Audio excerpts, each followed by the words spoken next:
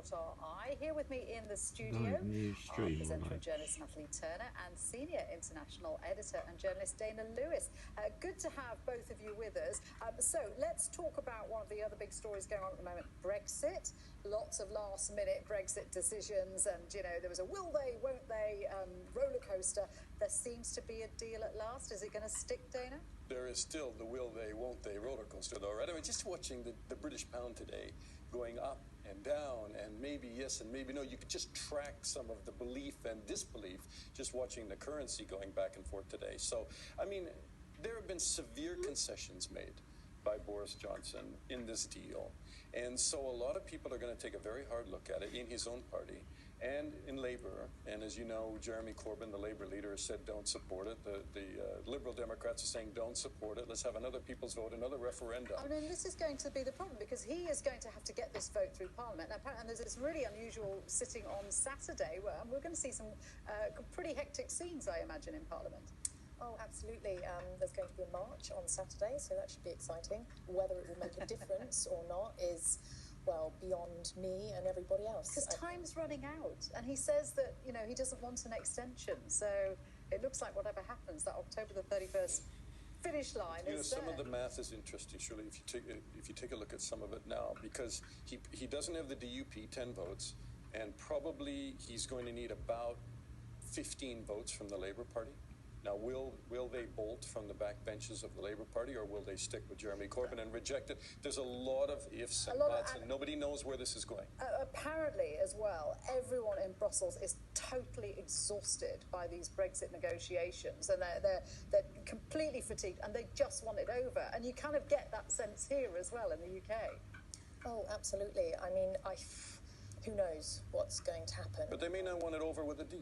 They may want it over with, let's just abandon this whole thing and have another referendum and reverse the vote. And there's a very big push for that. And you take a look at some of the recent polling, there are a lot of people that would support another referendum and a people's vote. I mean, we may well be headed that way. I don't think this is a fait accompli on this deal. And it's certainly a deja vu deal, because it's almost the same as Theresa May's deal. I was going to say, is it very different from Theresa May's? Well, that's the thing. It's not really. There was an article, Amber Rudd, her opinion was that it was sexist of Parliament not to put forward her deal the 3 times she did submit it.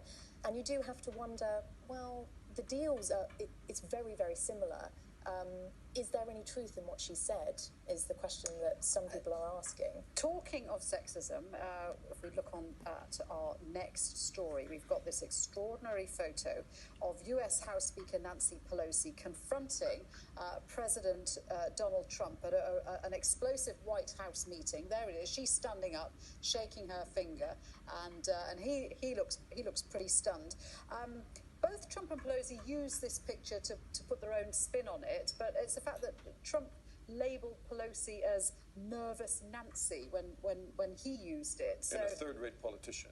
And a third-rate politician. Right. So, I mean, what do you think, whose side are we taking on this? It's certainly high political theatre. I don't know if I would call it sexism, but maybe some might. But I mean, gender politics, I suppose. Setting the stage for it, the House of Representatives had voted 354 to 60 in opposition to the action that Trump has taken in Syria. And then they get into this meeting, and according to Pelosi, who gets up and walks out, I mean, she is the first one to say that Trump has started on this wild rant, incoherent at times, talking about the fact that, maybe there's communists there, and you Democrats probably like that, and then going on and on. And they were talking about Turkey, and he started the meeting by bragging about this letter. Did you read the letter that he apparently sent to President Erdogan? It was insulting, I think.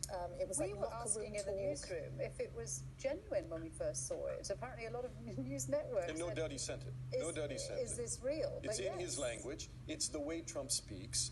And it is now this debate. I mean, what is happening in that room and elsewhere, whether it's Ukraine, whether it's Turkey, whether it's North Korea, is that you have foreign policy, America's foreign policy, set by Trump's kind of interpersonal relationships with people, which are up and down and roller coaster. We've used that term already on Brexit, but roller coaster and often coming off the rails. I mean, he even attacked James Mattis, the former defense secretary, in that meeting as well, saying, oh, he's one of the worst generals in the past, because Mattis had come out and said, you can't do that in Syria.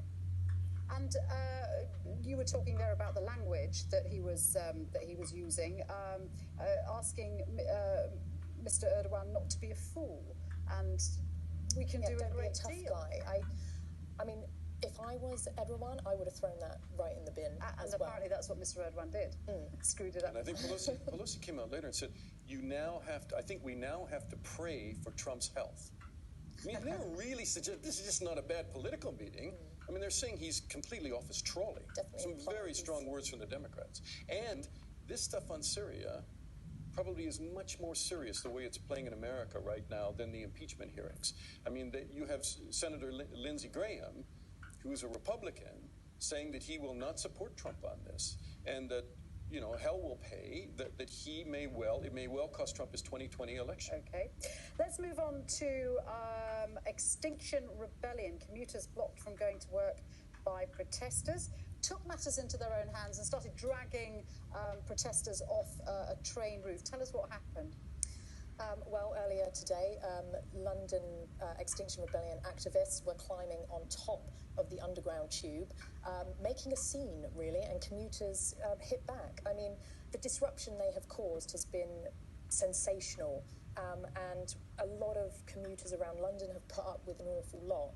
You know, the message they're trying to send across is, it's important, and it's, I think,